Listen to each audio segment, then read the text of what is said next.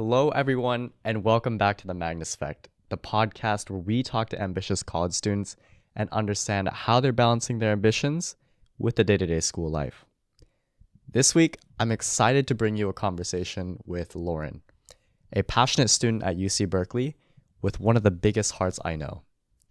Lauren came to Berkeley as a pre-med student and has been navigating the landscape of competitive academics and discovering her interests, all while running a nonprofit that aims to help children discover and recognize the unique strengths within the disabled community. In this episode, we learn about Lauren's unique perspective on finding a community, her experiences working with kids through her nonprofit, and why she decided to take on this specific issue. She shares her journey from starting her nonprofit, the Glass Slipper Initiative, from when it was just only her and her co-founder to what it is now today, with over 28 people actively working to help children with disabilities, along with countless volunteers. Along the way, we talk about the reality of college life at Berkeley for pre-med students, the importance of choosing impactful over performative volunteering, and practical advice on starting a nonprofit as a student. Whether you're an incoming college student, a current pre-med student, or just interested in making a meaningful difference, this episode is packed with valuable insights you won't want to miss. As always, I really enjoyed how this conversation came out, and I hope you do too. Please join me in welcoming Lauren Chiang.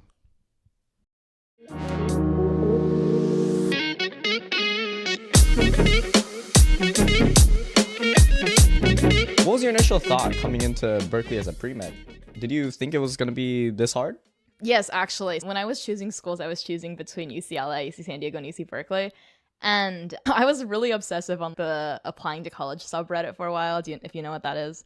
Oh, wait, people go on Reddit to look at things for college? Yeah, applying to college and also applying to medical school. There's a pre-med subreddit with a lot of different pre-meds that talk on there. But it's the people who would talk on applying to college, they're always oh, I got 4 interviews. I have a 4.0 in 1600, but I got in nowhere. And so that already gave me a lot of nerves. But then when I did get into Berkeley, LA, and San Diego, I had to actually choose between if I wanted to do a school that wasn't necessarily pre-med oriented like Berkeley, but had the experience that I wanted, which was to just explore new things. Because I'm a plant bio major. I'm not an MCB major. I'm not an IB major or a human bio major or anything.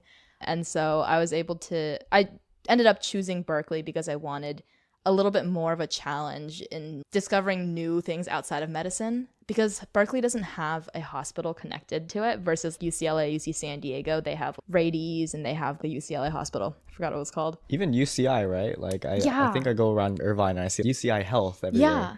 UC Davis also has a medical school, and UC Riverside as well. But I ended up choosing Berkeley, which doesn't have a medical school, but is actually really close to UCSF. And it's close to Turo as well. And it was I knew it was going to be a challenge, but I decided to do it anyway, despite the warnings on Reddit that they were oh, Berkeley is grade deflation. All the courses are going to be hard, but I was I want the challenge. And so that's why I decided to do it. And so I signed up for it. And so I expected it to be like this. Gotcha. And how'd you been surviving so far? What have been the hardest parts about Berkeley for you? The hardest parts. Actually, I feel the harder parts of Berkeley are more towards finding the right things that you're interested in and also finding friends to do it with. I always found the courses, they were manageable as long as I went to office hours, didn't overload my course load and things like that. But in terms of finding clubs and applying to clubs is so competitive here.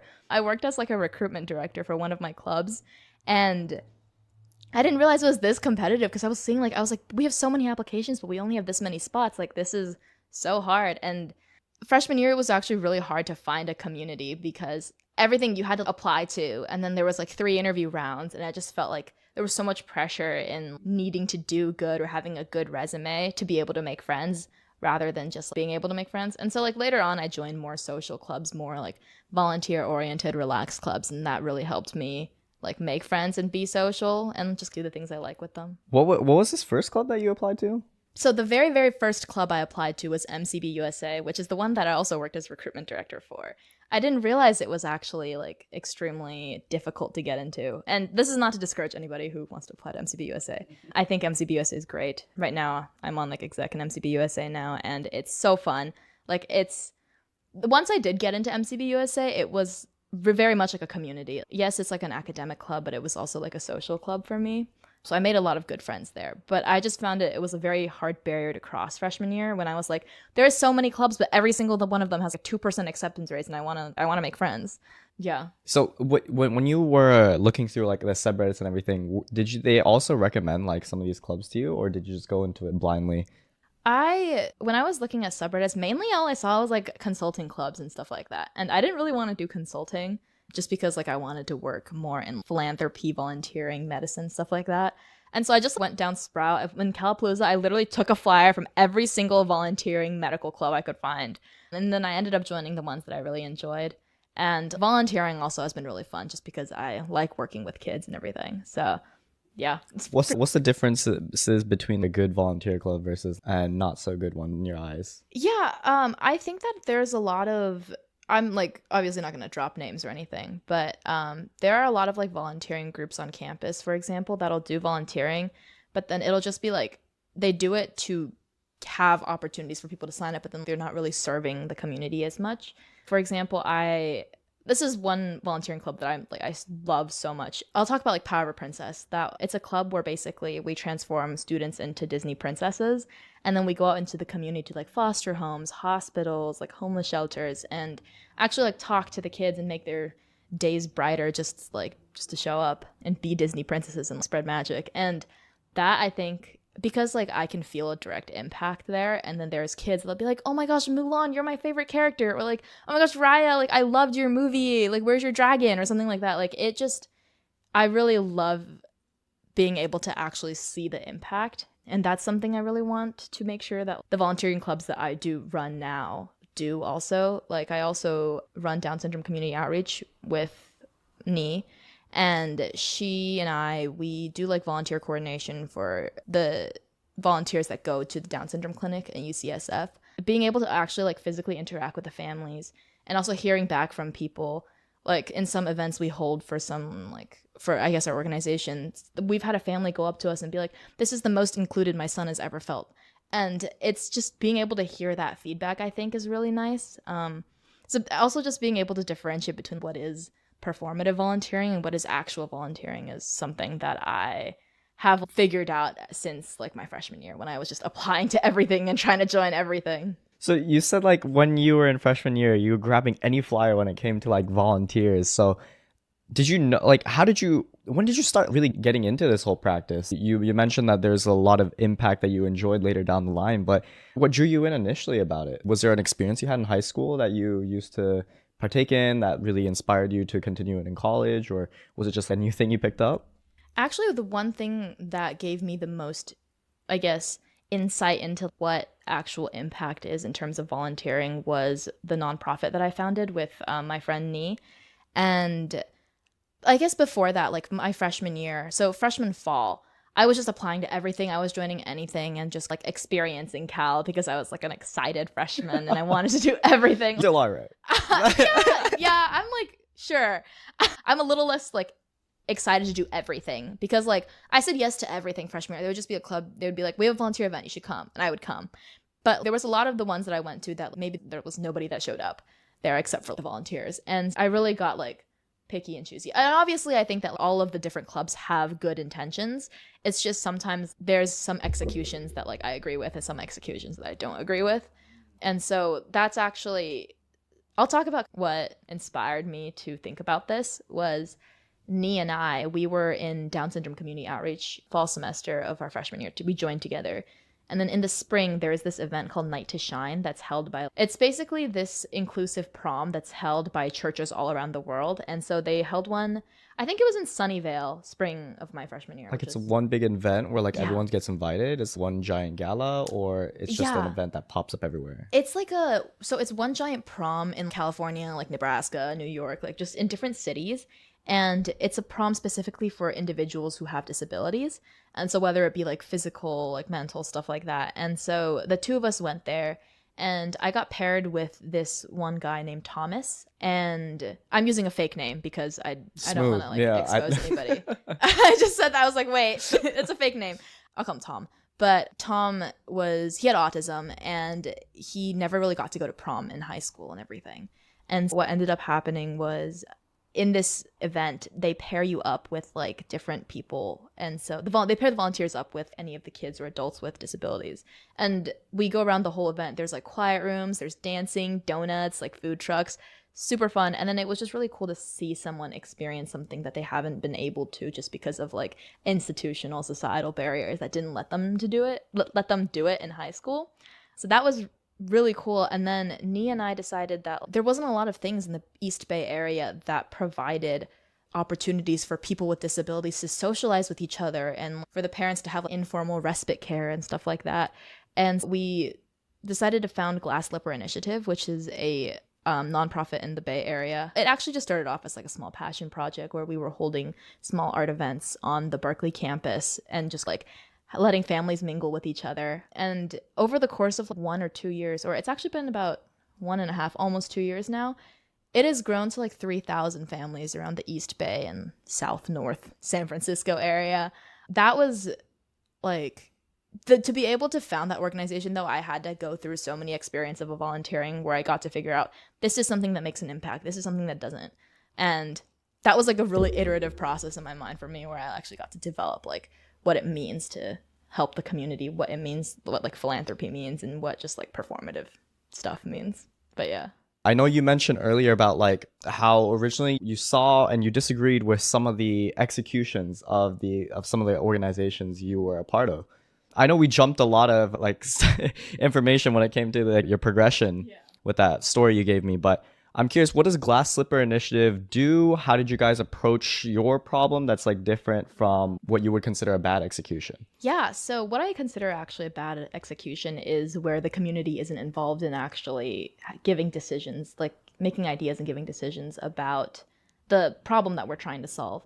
And so for us, our quote unquote issue was that there wasn't enough social events in the East Bay area for families with kids with disabilities, or just adults with disabilities in general, to socialize and do some skill building activities with. And so what we decided to do was I joined a bunch of Facebook groups. So there was Facebook groups like SF Autism Society. There was one called East Bay Special Need Parents. There was like network of parents with children with special needs or something like that. And I would just post on there. I'd be like, hey, I'm a Berkeley student. I want to help. I want to create events and I want to fund events. What do you guys want to do? And there was a mom in particular who actually gave me this 30 item list of, we want to go to the zoo together. We want to have a music festival together. We want to, yeah. So it was so cool. She gave me so much input. And I ended up actually making a few phone calls, texting people. Nia and I really got involved in that community before we decided to hold our first event, because we were like, how can we make this more inclusive for you? So we would have this like sign up form for participants where we would be like, this is our event. What do you need? What food accommodations do you need? What accommodations do you need in general? And like the idea of accommodations is like a separate thing, but we asked them what they wanted from us, and we used that feedback to guide how we recruited volunteers and how we executed events.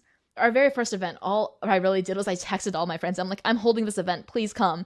And then they were like, okay, yeah, we'll help. It sounds really fun. And then on the day of the event, I would just be like, hey, so we're going to do this. Some families want one-on-one time with volunteers. Some people want to do group activities. So we're going to split you up. You're group 1, you're group 2, all that stuff. And that ended up working really well and kicked us off into all the other events that we're doing now. Actually, this Sunday is our SF MoMA event where we're going to a museum with 5 or 6 families.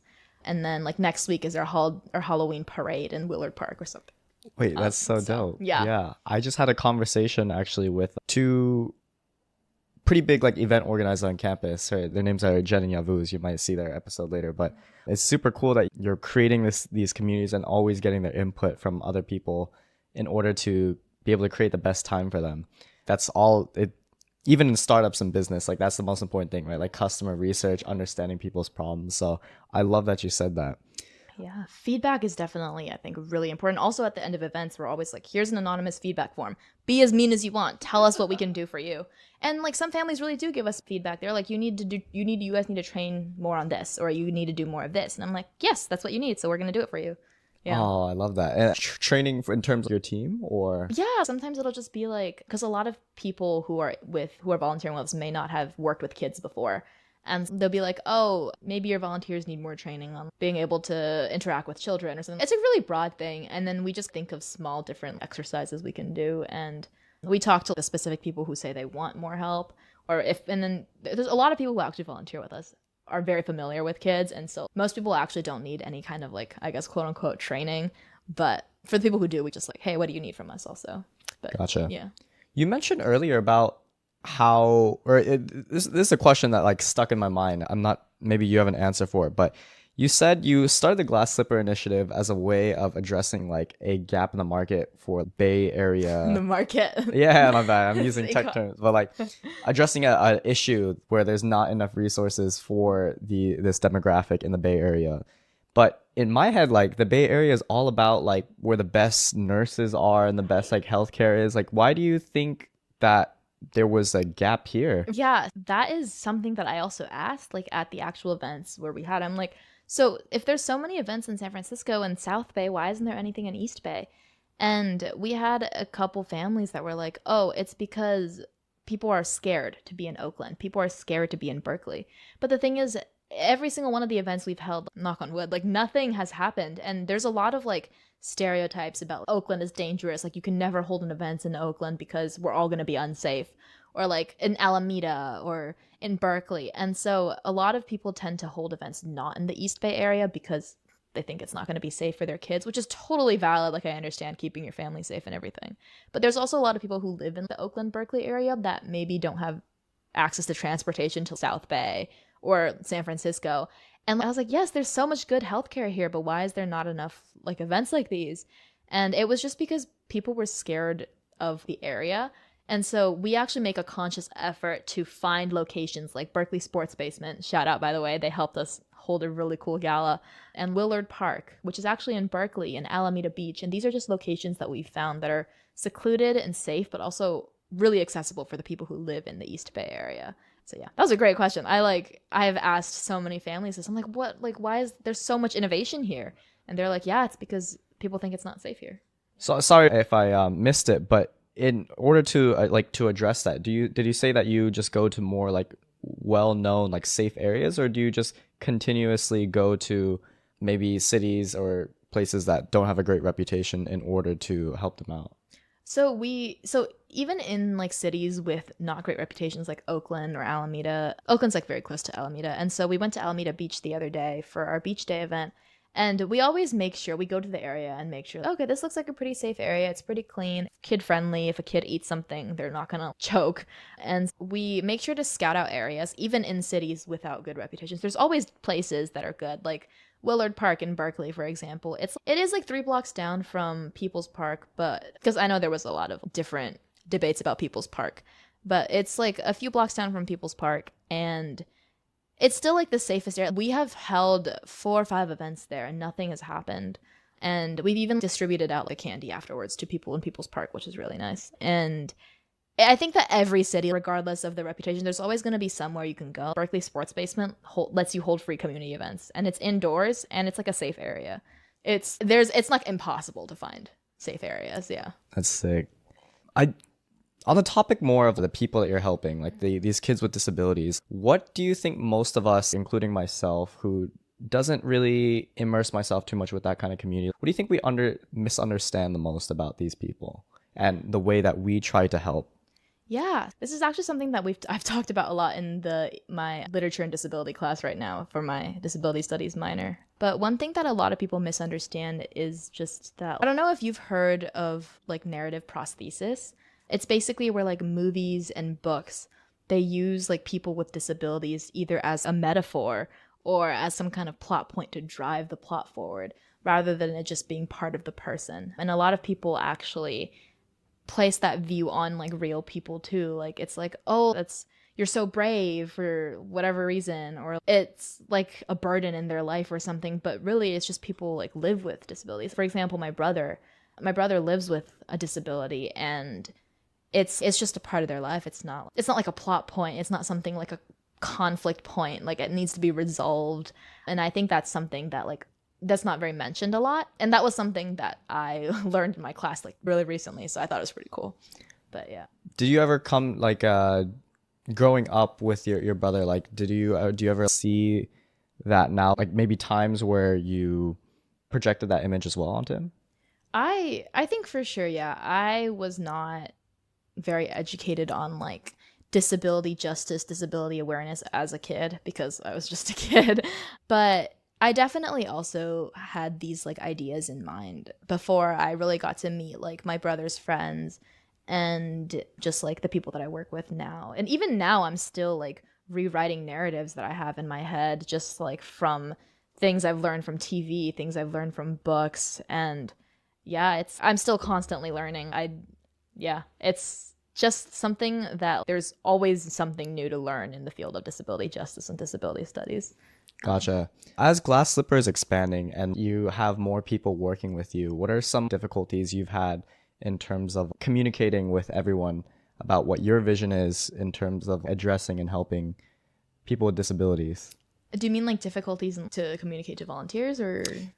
Yeah, any way you can take it, you want to take it. Yeah. Got you. Yeah, I wouldn't say there's actually people are really receptive. I've noticed that like it's not that people don't want to understand, it's just that like some people don't understand. And so I've never really come across difficulties in explaining what we do or why we do it. Everyone's just really excited to do it. Also, I think partly because I'm just in a community in Berkeley where everybody wants to be involved, but it's everyone is so open-minded, I've noticed, especially here, that it's really easy to just be like, hey, this is what we're doing, this is why. If you want to learn more, if you have any questions, you can. And people are actually really interested.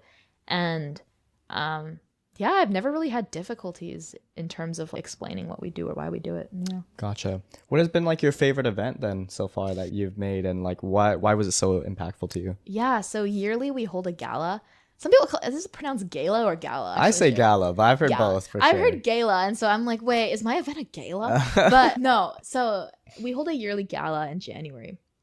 This year might be in February, actually, because we get back from school pretty late, or from break pretty late. But basically, it's like we'll invite around 200 to 300 families around the East Bay area in our community, and they'll show up to Berkeley Sports Basement. We'll have it all decorated out, and it'll be like that prom event, but a bit smaller, a bit more intimate. And it's just like a dancing craft. It's a fun event.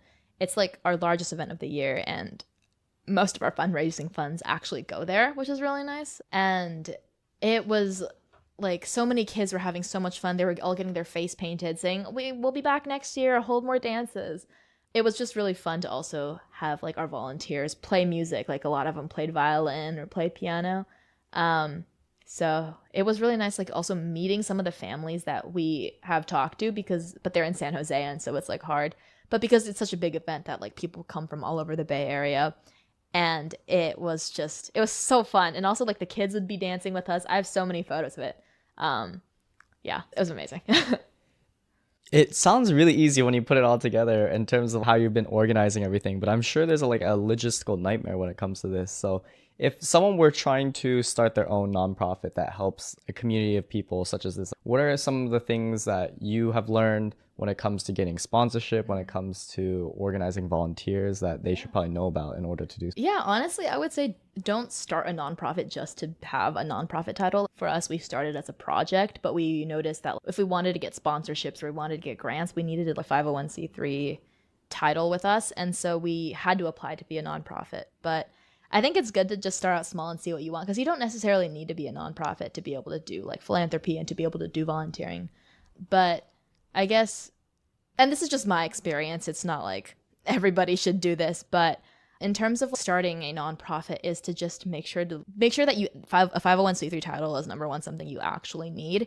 And then second is to look through all the paperwork and make sure you have everything and write down all of the IRS deadlines and all of the papers that you need. Because that process took us about 4 or 5 months. And this is the second time that I actually went through this process. The first time was in high school. And that was more of a nightmare than it was now. Because now I had experience. And it was like, it's still a lot of research to figure out like, oh, I have to file with California Secretary of State. Then I have to file with the IRS. And that was definitely a nightmare. And also it was like, oh, this thing is $200, another $300, another $200, $50. And so it actually even costs a lot to just make a nonprofit. In high school, I had a group of friends that we were doing it with. But here, We only did it when we absolutely needed it because we needed a bank account. But the only way to get a bank account without any fees was to be a nonprofit also. And nothing that we did was for profit anyway, so we were like, why not just apply? But if you really need the nonprofit title, there is so much paperwork. Line it up all right. And because if you miss a deadline, you're going to get fined and then get fined again. And you won't know you missed a deadline until you get fined like $600. And they're like, hey, you missed this deadline. You owe us $600. And yeah, that's definitely a big thing with all the deadlines. And then in terms of getting sponsorships, so originally the organization was Nee and I. And then we actually recruited Ashley, which is like one of my best friends, to do fundraising with us. And from that, the three of us went on and on to recruit project directors and then more fundraising people. And so now we're like a staff member count of 20 to 25, I think. And we have two fundraising directors, so Emmy and Ashley now, and they actually help with fundraising. So we actually recently did a fundraiser with Humble. Shout out to Eric from Humble, by the way. But he basically allowed us to do like a full day where 15% of like the sales that they made would go to us. And that was like super helpful for us because for our Halloween party like next week. And it's also really cool because Eric actually found us through our Facebook page where we were posting about events. And then he was like, oh, I'll bring my son sometime. Yeah, so it's really about the connections that you have in your community also if you're doing nonprofit volunteer work, because a lot of the people want to help.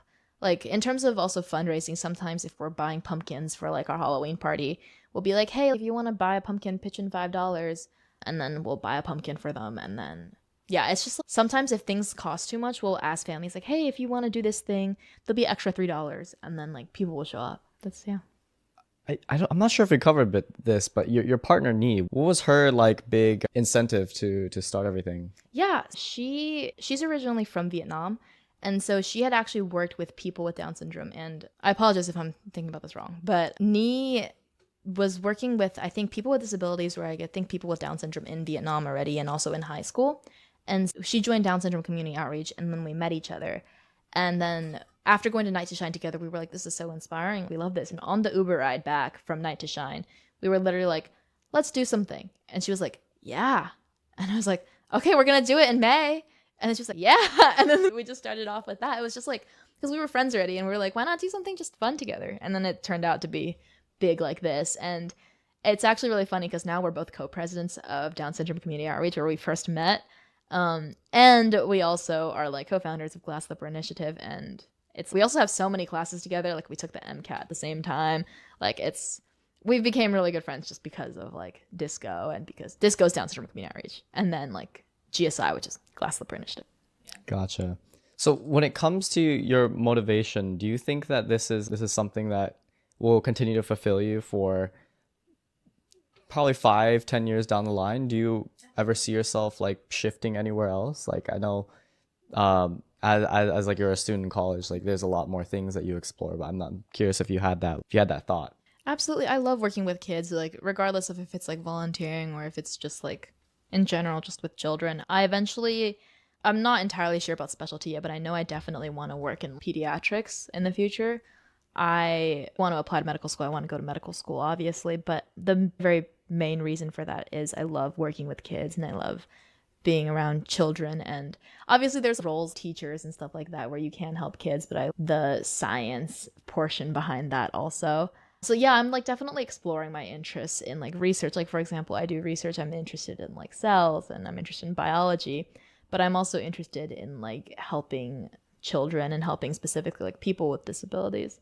And there's obviously a lot of jobs that like come with that in the future too. But there's a lot of different reasons why I want to work in medicine specifically. And it's also because working in Glass Slipper Initiative, I've noticed a lot of medical gaps that some of the I guess not patients, but some of the parents have talked about.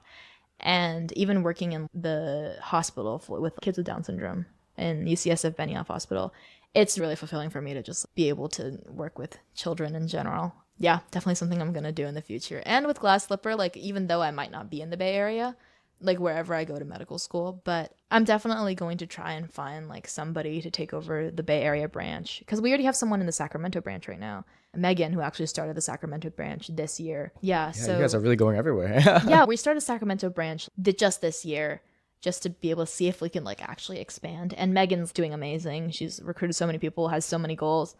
And as long as I'm able to find someone as motivated as that to be able to help take over in Berkeley or like wherever we expand next, I think this is something that could totally continue. Because also the families were like, Lauren, when are you going to graduate? I'm like, I'm graduating next year. And then she's, wait, but who's going to hold our events anymore? I'm like, don't worry, like the events will still be here. Like, yeah. How do you, is it just by hosting these events and getting your name out there that you attract these people who are also passionate about this subject? Like, how do I find someone who is as passionate about my problem as I am? A lot of it was through classes and through disco. So with Down syndrome community outreach, I met a lot of people who were interested in like the disability studies field. And it's really funny because actually I was just in office hours right before like my Chem 1A midterm or something. And I just so happened to meet somebody who was like a disability studies minor too. And then they ended up volunteering at our events and like joining our team. But like all the different people that I've talked to, I think that for some reason in Berkeley, we all end up gravitating towards each other at the very end, especially in upper div classes and especially in clubs like this. And with the disability studies minor too. And I meet a lot of people who are interested in the same things as me just by chance because there's just so many people here. And as I've noticed that as long as I really just go out and try and meet people are interested. And like social media is also a big thing though. Like on my Instagram, I'll be like, hey, if you're interested in helping out, like here's our application. And one of like some of our staff members were just like, oh, I found out through Instagram or I found out through LinkedIn or I found out through Discord. And I think it's like just being able to use social media also gets a lot of people interested. What do you think your major comes into play in this whole story? Do you think pre-meds like should focus or should worry about their majors before they get into med school? I think so. I forget the exact statistic, but there's actually a lot of people who aren't like biology majors that get into medical school. And obviously like I'm a genetics and plant biology major, so that's still very biology related. But that's because I'm interested in genetics. I'm interested in plants and algae. But I know someone who was a philosophy major that's applying to medical school. Or there's people who are history majors, or I think there's a major in Berkeley called interdisciplinary studies or something like that. Right. And there's people who are pre-med there too. And you don't have to be a biology. There's no like requirement in any medical school saying you have to be a biology major to go. You just need to be able to take the prereq classes and take the MCAT. But you don't have to be anything. Like you can, there's someone I know actually who went to law school first and then didn't like it and then applied to medical school after that. And then Whoa, like they that's were a big shift. Yeah, they were a poli-sci major. There was like, it was nothing to do with medicine until the very end. But yeah, like being a bio major is like, it's fun. And if you like biology, like go for it. But you don't have to be like, and I think there's so many like cool things to explore before you go to medical school too, because yeah, like plants are cool. That's what I like to do. It seems like you have a lot of, what's it called?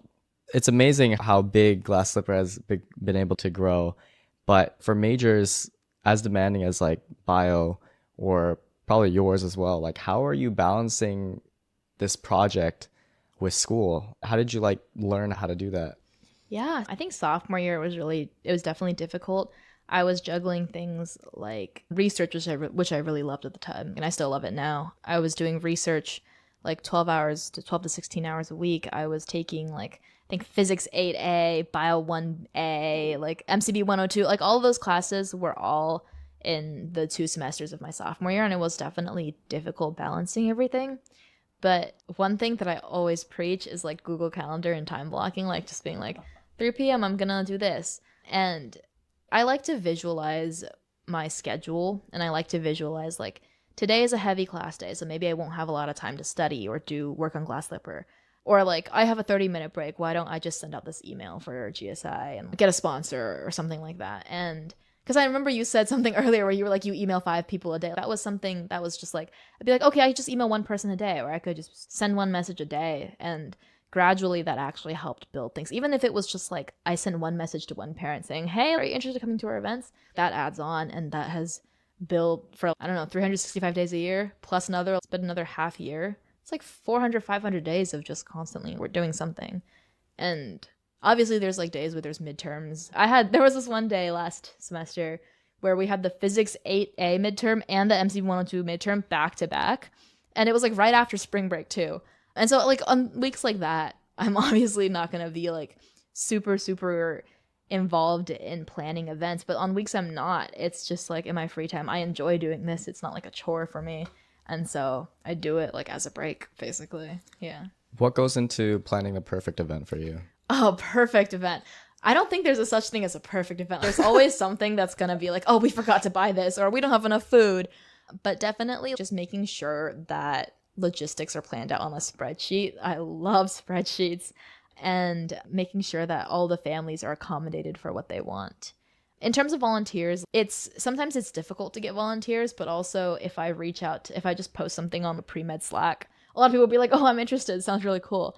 And How many communication channels do you have? I feel like I've heard Reddit, I've heard Slack, I've heard dude, Discord. yeah. I'm like, wow, you really got everything under your belt. I am like social media is definitely like one of the biggest ways I use to one of the biggest things I use to network, partly because Berkeley life is busy and so you keep connected with people on social media. But I think like my first social media when I was a kid was Discord. That was something I think every like kid who like I don't know played a little bit of games when they were little had Discord. So I've always had Discord, and so when I found out that Berkeley had this huge like community for Discord, I was like, sure. And then Discord's really I've noticed that Discord's dying though for Berkeley, like the Berkeley servers. But Slack is like mainly for like Disco. We have a Slack channel, or like AMSA, we have a Slack channel. And then we have email for The more parents. important stuff, and parents, Facebook for the parents. I don't use TikTok for any of our marketing. I've noticed that it's difficult to game the algorithm on TikTok. Yeah, maybe it's easy. I don't know. I've just never been able to get it. So social media, is it important to you that you are able to create successful posts, reels, all that type of stuff? For in terms of with Glass Slipper, the social media mainly is for families to be like, oh, look at this picture, or to spot. The social media that we have is not really for everybody. Look at what we do. It's more of like, hey, everybody in our community, here's this family that accomplished this thing, or we have this event going on now. So it's mainly informative. It's less of give us money, fundraise, and more of just we do these events, we host this, come to our events, help us, join our staff, and in terms of if we want to do fundraising and stuff like that's actually mainly also done towards our families, also through email, where we're like, hey, we're holding this event, if you can please donate at this link. Yeah, it's just social media, like the not so much emphasis is placed on it as I think some clubs on campus where they have like social media managers. For us it's mainly just it's like me or a knee just posting something on there being like, we got an event now, please come. Yeah. Little side off topic thing that maybe you can comment on, but I find it interesting that point you brought up where like maybe we're not as great as some of the clubs on campus who have a dedicated social media member or whatnot. But it's amazing to me to see how clubs don't really focus too much on social media. Actually, it's funny to me how like a lot of these communities, I feel like there's a lot of potential for people to go viral, to build like a brand around like X club, and yet nobody does. Yeah, I find that really interesting too. But I think it's also because the community for the club is really about the club rather than about like, going viral and everything. Unless it's like a social media club, then I don't know if that exists, but it probably does. That'd be pretty cool, like a Yeah. creators club. I feel like there's definitely a creators club somewhere on campus. There's actually like her campus or something like that where there's these creator hubs that micro influencers can get into. But I don't know if Berkeley has any. Would you consider yourself to be like the creative person behind a bunch of operations? Are you a big artsy person or Artsy? No. So my mom is the artsy person in my family. She's definitely great at drawing. I'm not so great at like art and stuff because anyone who's ever seen my drawings will say, oh, she's not good at art. My handwriting is also like not amazing. But like in terms of using Canva's so easy. This is not an ad for Canva, by the way, but like Canva and Photoshop, it's really easy to just drag a shape on there and make things because visually I know what looks good, but I can't do it with my hand. And we actually have a graphic designer in Glass Slipper right now, and he also helps us design some of our posts. And he actually rebranded our logo. And Nee sometimes will make like the flyers for our events, and then I make some graphics for spotlights. And so it's really like a collaborative thing. Like we're all like everybody contributes a little bit of art. I do it sometimes. I'm just like not the most artsy person. And even with the Down syndrome community outreach, the Instagram has really cute graphics. That's because we have a really good graphic designer that does all of it. Her name's Lorraine, by the way. She's really good at art. yeah, but what about like a content side? Yeah, they're dedicated like reel maker or like a video editor. We actually don't do reels. We have never done a reel for Glass Slipper, but In terms of photo editing and stuff, I just edit the photos, and if they look good, I'm like, cool, I'm gonna post it. And I'm sure that like actual real editors will be like, that's not good. But like in terms of like, the writing, also, we have a blog writer for our website. Her name is Vanna. She's our one of our project managers, and we've been slowly. She's already sent us like 10 blogs, and we've been slowly posting them also. What is it? What kind of goes through your head when it comes to adding on new people to the team? Because I'm sure, like, seeing how you built this up from the beginning, you've learned to be like really scrappy, and maybe that's a wrong assumption, but What do you mean by scrappy? What does that mean? like being resourceful, very resourceful. So when you talk about how like did you say you were a team of 40 people now, or It's like 20 to 25. Yeah. 20 to 25. In terms okay. of like staff members, volunteers, it's just like you can't really count them. Yeah, how did you come to the realization that you needed like each of your staff members? Yeah, it's when our organization got so big and there was more demands coming from families, like, oh, we want more events. So they're reaching it back out to you. Hey, like Yeah. my kid really loved that. Please Yeah. post another one. I had feedback coming from families that was like, hey, we love your art events, but we want something active now. And the thing is, like, to be able to hold events, we need money. And to be able to make money, we need fundraising. So then we were like, let's recruit fundraising. And so we recruited Ashley, which was our first ever recruit after we co-founded the organization. But then after that, we actually joined this thing called Big Ideas in Berkeley, where it's this competition. And then we recruited somebody to actually help with manage our first project for that, because we not only want to do events, we want to also impact the community by giving materials. We made free sensory boards, or the free autism communication app that Skylar is making. And so we recruited Skylar, who was really interested in CS. And so he started doing that. But then we noticed that, yes, we have fundraising now, but we need to fundraise by having more like companies to actually talk to. And so we recruited external directors. And then with external directors, there was like companies that were like, oh, do you do any political advocacy? So we're like, great, we should work on political advocacy. So then we recruited political advocacy director, Abba. And it just went on, where then we needed an internal director. So we had Ray. And then we just had projects that people were to work on. Someone made sensory communication devices for people in Honduras. I did free sensory boards to give all around the Bay Area. And then like Ashley's doing like accessible dance videos. It's just like anybody who has a project that is interested, they can pitch it to us. And the project manager role is always open to everybody.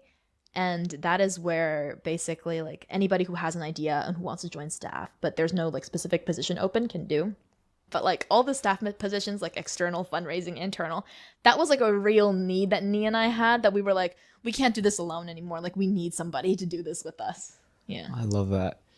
In terms of, so it seems like you get product managers to come up with a lot of ideas. So that was actually a question I was going to ask. But what do you think the hardest solution or hardest idea to find a solution for was? Like you said, a lot of the parents come to you. You had some parents give you a giant list of like ideas of what they wanted you to execute. What do you think the hardest one to implement was? Whether it be like cost or the hardest one. Yeah.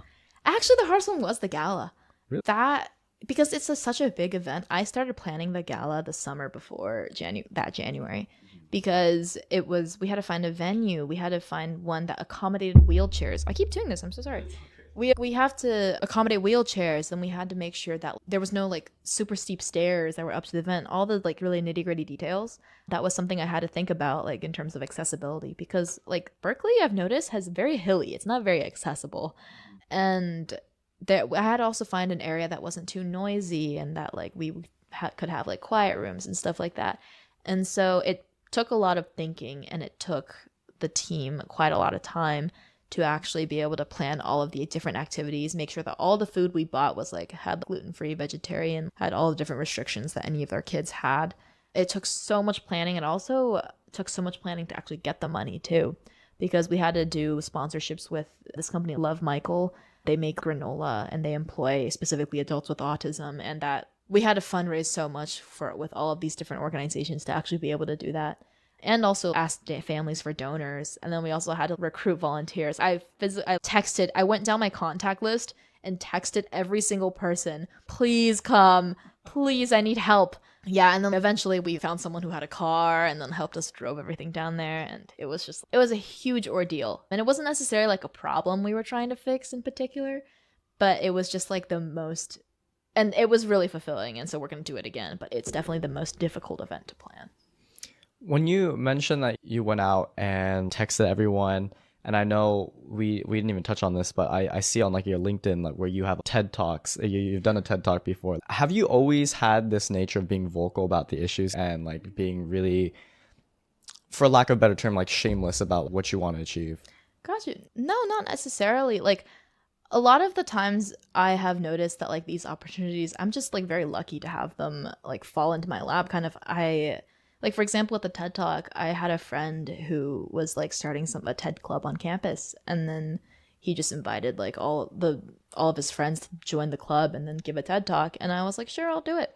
And like I didn't really have to like work for that. I didn't have to do anything. I was just really lucky. I'm very privileged and very lucky to actually be able to have these opportunities and to be vocal about things like for in terms of like Last Slipper, like I don't know if it's necessarily in my nature to be vocal about specific like political advocacy stuff because I don't like to be vocal unless I'm very educated about something and I always feel like I have more to learn.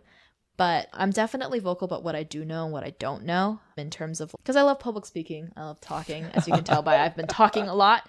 Um, but yeah, I know what I do know, but I also know that I have a lot to learn, and so I'm not necessarily ever going to be like I want to be vocal about this issue because I know everything, and then I'm always right because there's always more to learn, and I'm very lucky to have all of these opportunities like that, like TED Talk, to just like that just allow me to talk.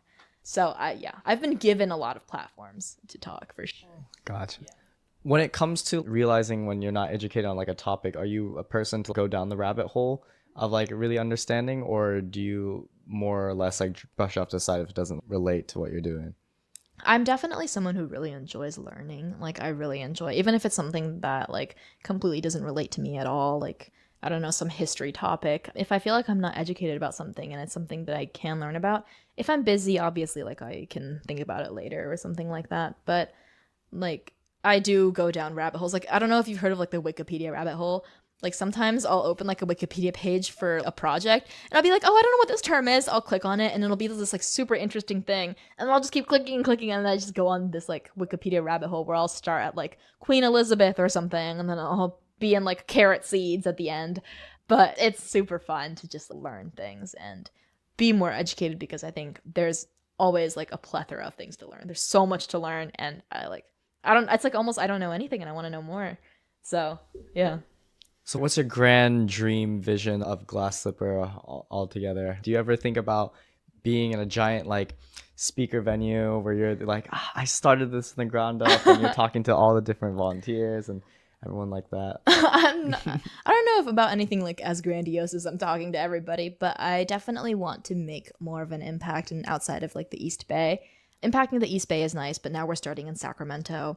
I want to eventually expand down to South Bay and then potentially even SoCal. And then if California works out, then expand. But obviously one step at a time with that. Just want to impact as many people as possible, not necessarily everybody, but just as many as our staff members can do and as many as the lifetime of Glass. Seeing how much like success you have with being able to build up organizations such as this, do you ever feel like you don't need college? Like what is your reason for being in college right now? Yeah, I definitely think that yeah, there's a lot of things that can be done without a degree, but I've noticed that more and more, I guess jobs you need a degree to do that. And obviously like with specifically like the biology field that I'm in, if you want to do research, you need a bachelor's degree to be able to go into a master's or a PhD. If you want to go to medical school, you have to first go through your prerequisites in college and everything.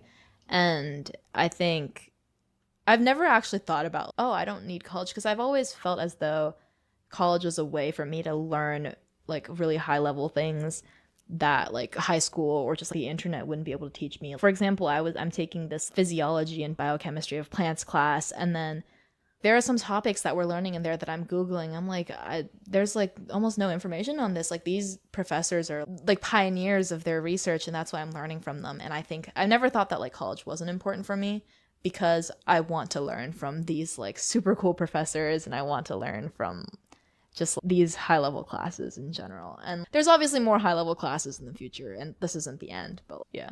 I'm curious, what out of everything gets you the most stressed, do you think? Or it's like the hardest for you to like really push through? Because it seems like you're very organized when it comes to all the different tasks you have, whether it be school, whether it be like what to do for your nonprofit. But what are like the dark things that you're leaving out that I'm curious that Dark things. maybe other people. It probably seems like it's pretty organized, but I also do have trouble sometimes, like maintaining flexibility in terms of, oh, my Tuesday may be fully packed and I won't have time to talk to friends or eat dinner with my friends or call my family and things like that.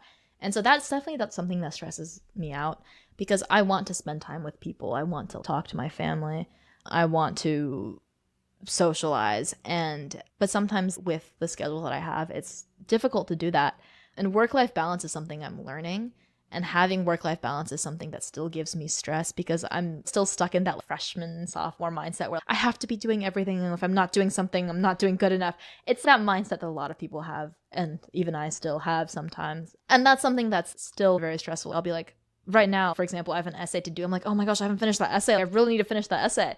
But I've started to definitely learn how to not be as stressed. But with being a student comes all of this like priorities and responsibilities, and like figuring out what is the number one priority right now. Because sometimes there's like things due on the same day, same level of priority, and it's stressful. Do you ever think that there's like something different about you when it comes to like other pre-meds on campus? Do you ever feel like you're maybe special in some way? Do I feel special? I don't know if I feel special in some way. I do think that every pre-med has their unique story about why they want to do medicine, and also unique way of getting to medical school. Like, I know some people may be combat medics for 5-6 years, work maybe in the army, or some people go straight to medical school. Some people go to law school and then go to medical school, which is like insane to me. Yeah. Some people are just like, everybody is so different here in Berkeley, which is something that I really like.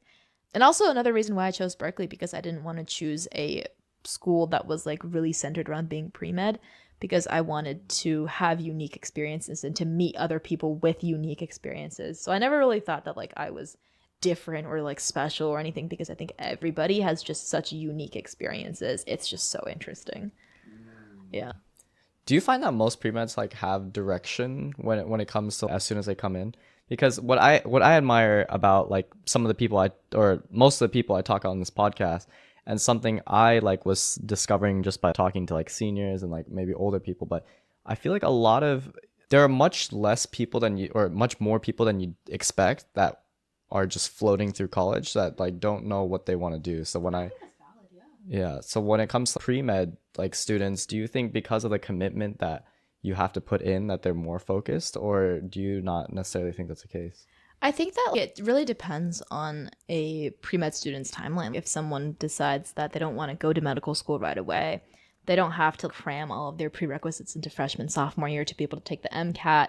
And so things might be just a little bit less stressful, and they could take a gap year and get more clinical hours through that.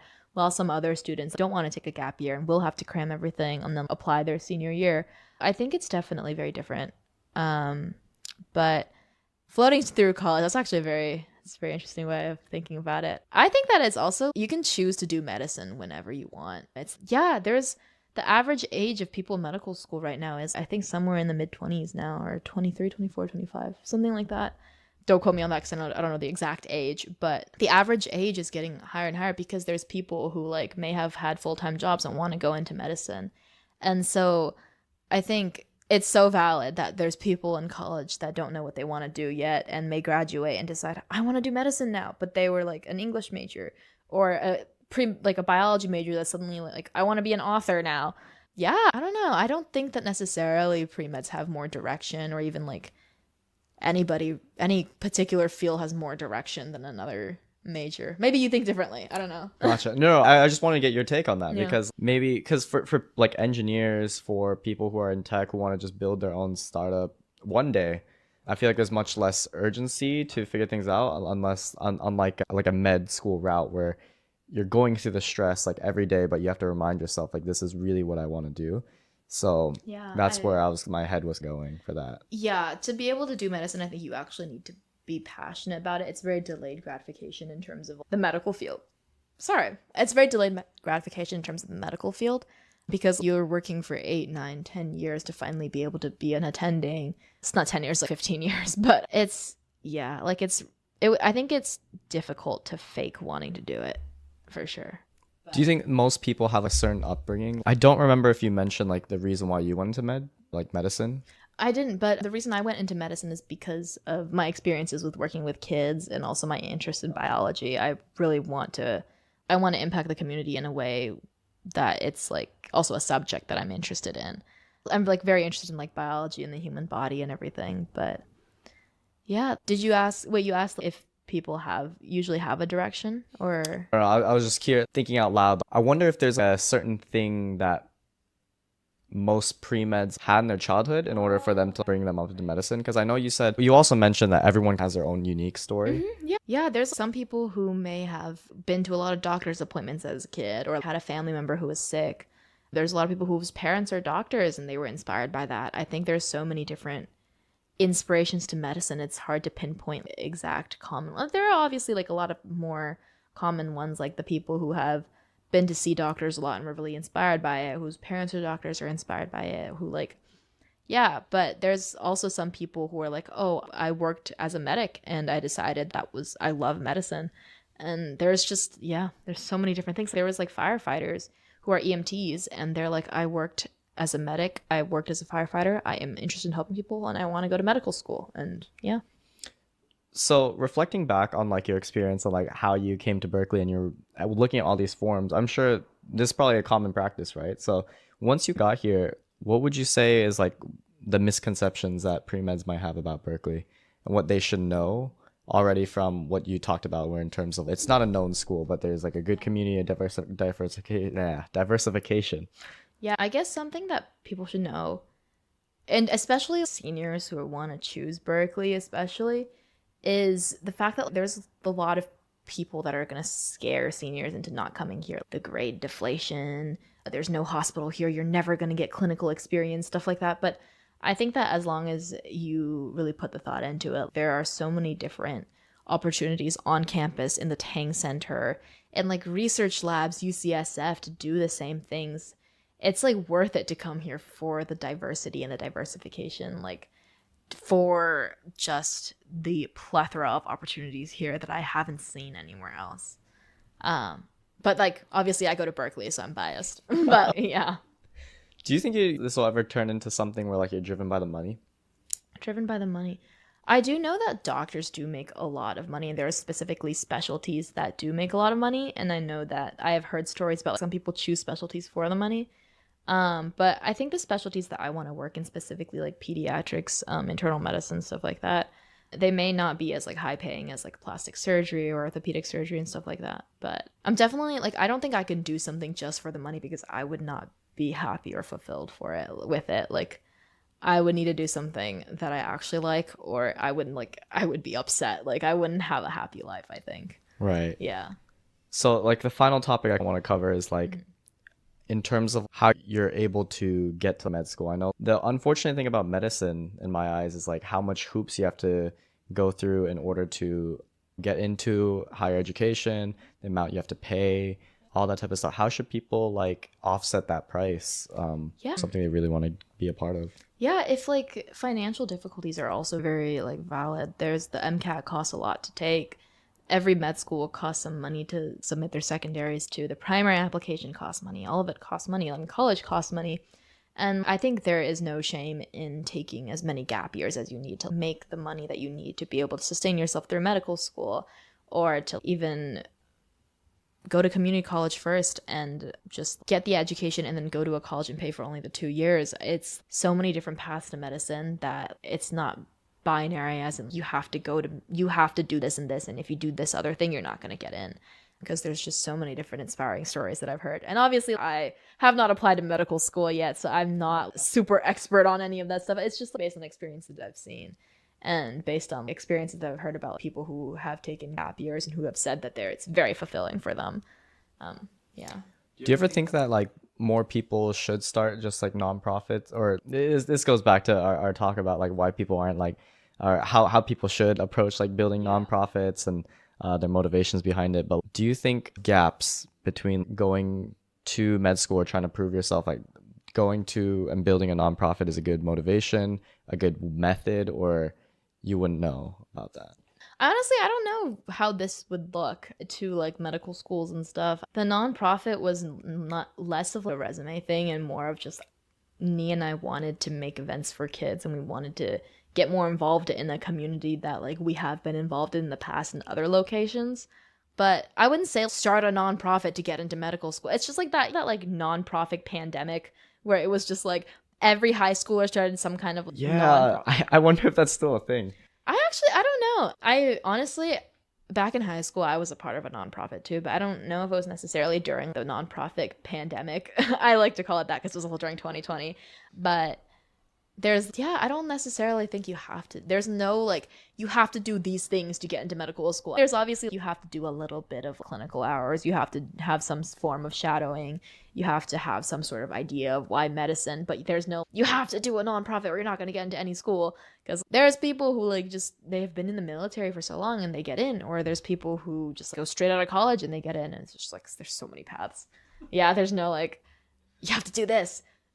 But yeah. We have a closing tradition on the podcast where the last guest asks the next guest a question without knowing who it's from. Okay. And the question that's been left for you is, if there's one thing you want the entire world to have on their mind to think about, what would it be? Oh, that's such a deep question. One thing that I want the world to have on their mind. I can go back to actually disability justice and stuff like that. I think something that maybe the world needs to be more conscious about is like accessibility and like the idea of universal design rather than just like creating things to include people. Like Glass Slipper Initiative, stuff like this is like a band-aid. Like it's like this, there's events, but there's no universal design as everybody's included. And so we have to create these separate events that maybe could even cause more segregation and stuff like that. Just to think about more universal design in terms of designing your events, designing your buildings, and making things accessible to everybody and to just expect there to be a need for accessibility. Yeah. I love that. Lauren, thank you so much for hopping on today. I feel like I learned a lot about what it's like to be a pre-med at Berkeley. PreMed, yeah. And I appreciate you like telling me all about the operations when it comes to like Glass Slipper. And I think a lot, like people such as yourself, definitely it helps the world in a very positive light, because there's a lot of businesses that are out to just get the money out of it. But when there's individuals like yourself who are driven just by the impact, I think a lot more can be done.